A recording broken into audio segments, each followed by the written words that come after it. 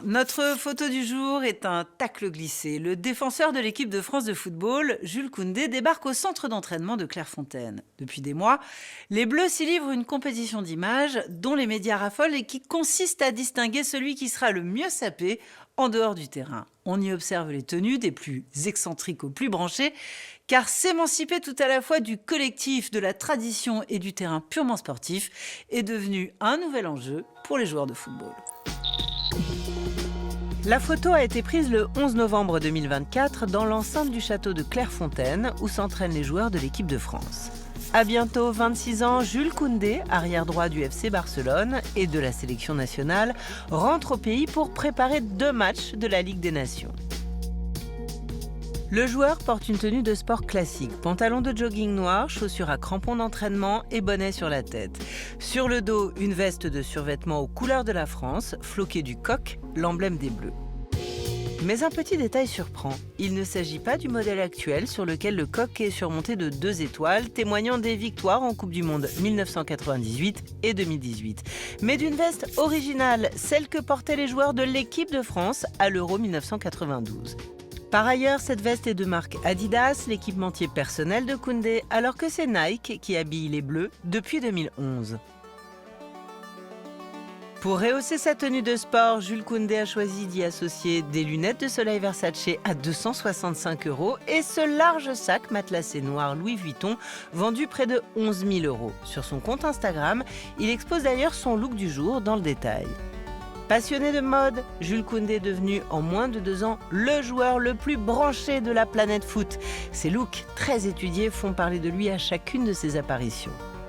Pas de def et Santiago à talons, long manteau façon Matrix, il a même osé la jupe, un choix très remarqué dans un milieu encore très machiste.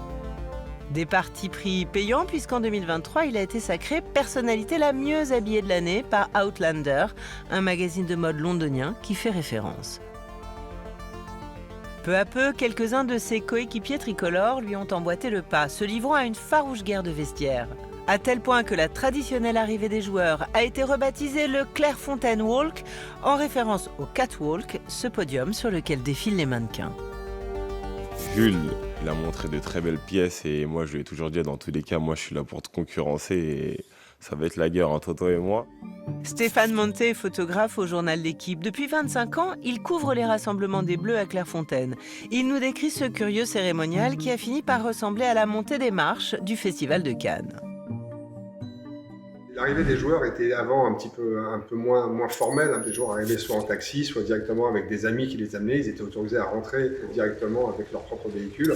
Maintenant, ils sont déposés à la grille où là, une rotation de navettes du sponsor, à savoir Volkswagen, les amène jusqu'à la porte du château où nous sommes parqués, on les attend là. La voiture s'arrête, ils ont une trentaine de mètres à parcourir. Les valises, elles sont déposées avant par le taxi à l'arrière du château. Et ça permet aux joueurs de descendre de la voiture totalement libre de ses mouvements. Chez nous, maintenant, ça suscite un petit peu une petite excitation, un petit quelque chose de sympa, parce que c'est des vitres teintées, on ne voit pas qui est à l'intérieur. Donc la porte s'ouvre et là, il y a toujours ce petit moment de « alors c'est qui comment il va être habillé ?» Il y a encore 2 ans, le site internet du quotidien sportif était l'un des très rares médias à couvrir l'événement. Aujourd'hui, la chaîne L'Équipe casse son antenne pour retransmettre l'arrivée des joueurs en direct. Alerte, bien sûr, alerte, on la répète ? Jules Koundé. Évidemment, allez. Le boss. Quant à la Fédération française de foot, elle croule sous les demandes d'accréditation, y compris de la presse People. C'est vrai que depuis 1 ou 2 ans, cette arrivée, ce défilé des joueurs de l'équipe de France est traité de manière très très sérieuse sur les réseaux du journal L'Équipe, que ce soit le site web ou le compte Instagram, puisque nous avons décidé maintenant d'en faire un portfolio et qu'il est excessivement suivi, excessivement liké. Donc c'est quelque chose qui buzz énormément, c'est devenu un rendez-vous, c'est un incontournable. Mais si ce défilé séduit au point d'être allègrement parodié sur les réseaux sociaux, il a aussi ses détracteurs. Le 7 octobre 2024, le défenseur Ibrahima Konaté a créé la sensation en arrivant vêtu d'une cagoule Kenzo intégrale. Un choix qui a ulcéré Jérôme Rotten, l'ancien international devenu animateur radio, et Jean-Michel Larquet, milieu de terrain légendaire de l'AS Saint-Étienne, longtemps commentateur vedette du foot à la télévision. Tous deux accusent les Bleus de se préoccuper bien plus de leur look que de leur performance et taxent le sélectionneur Didier Deschamps de laxisme. Mais ça, c'est un cirque. C'est incroyable d'accepter ça quand t'es Didier Deschamps. Je vais te dire, leur première préoccupation, avant d'arriver à Clairefontaine, c'est comment je vais me déguiser. La réponse de Jules Koundé n'a pas tardé. Le 9 octobre, sur X, il écrit « Mais enfin, messieurs, il ne faut pas vous emporter de la sorte pour si peu. Le prochain rassemblement, c'est promis, on arrivera tous avec le survêtement, les crampons aux pieds, sans oublier la parka s'il pleut, monsieur Larquet. » Un mois plus tard, la promesse est tenue. Il arrive vêtu d'un look sous forme de pied de nez qu'il poste immédiatement sur son compte Instagram aux 4 millions d'abonnés sous la légende très ironique « Soucieux de mon environnement ». Manière de souligner que l'époque a changé. Au début, les joueurs arrivaient en tenue beaucoup plus classique, certains même en survêtement, de l'équipe de France déjà, d'autres en jean, basket. Alors c'est vrai que certains ont commencé un petit peu, je pense notamment à quelqu'un comme Djibril Cissé, qui va s'habiller un peu mode, mais ça remonte à une quinzaine d'années. Mais la grande bascule, moi je la vois il y a à peu près 5-6 ans, avec l'avènement d'une nouvelle génération. Des garçons comme Paul Pogba, Antoine Griezmann, au niveau des coupes de cheveux, nous avaient fait des trucs pas mal. Et puis après, justement, Ibrahima Konaté, Jules Koundé, qui là, c'est vrai, sont un peu précurseurs en termes de vêtements très, très branchés.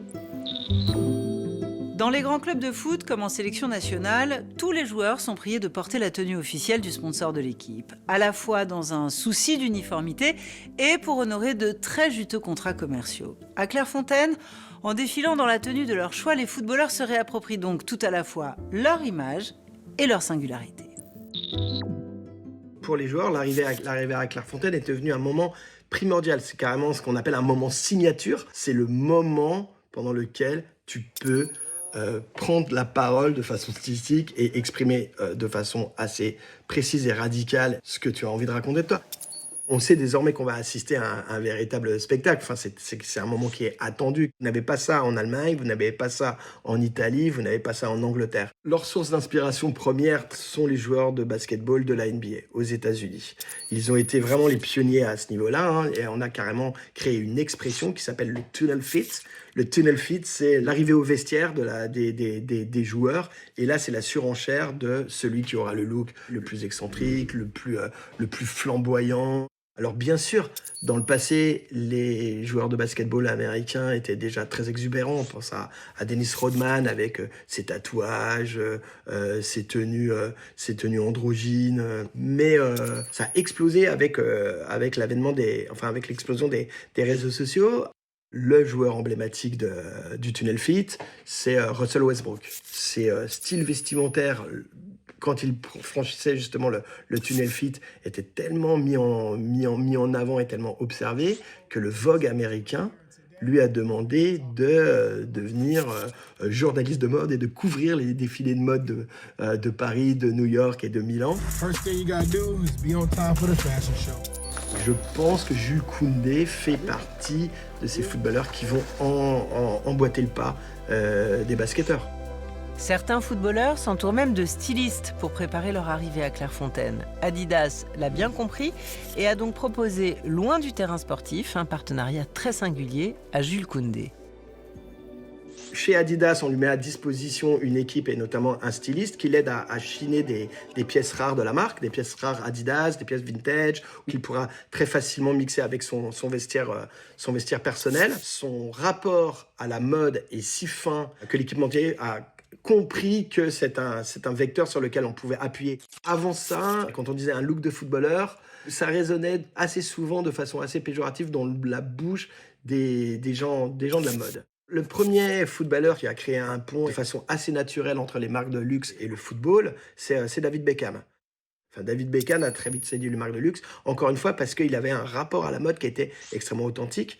Quand sa carrière de footballeur s'est arrêtée, on n'a même pas fait attention au fait finalement qu'il avait arrêté le football. Les athlètes ont conscience qu'ils font partie d'un écosystème dans lequel ils vont devoir, de façon singulière, être les plus puissants, être les plus forts. Le jeu du mercato est fait comme ça. Enfin, aujourd'hui, un athlète sait qu'il a une valeur en tant que sportif, mais il a aussi une valeur très importante en tant qu'égérie. Et s'il collabore avec des marques de luxe, il continuera à rester inspirationnel, même en dehors du terrain.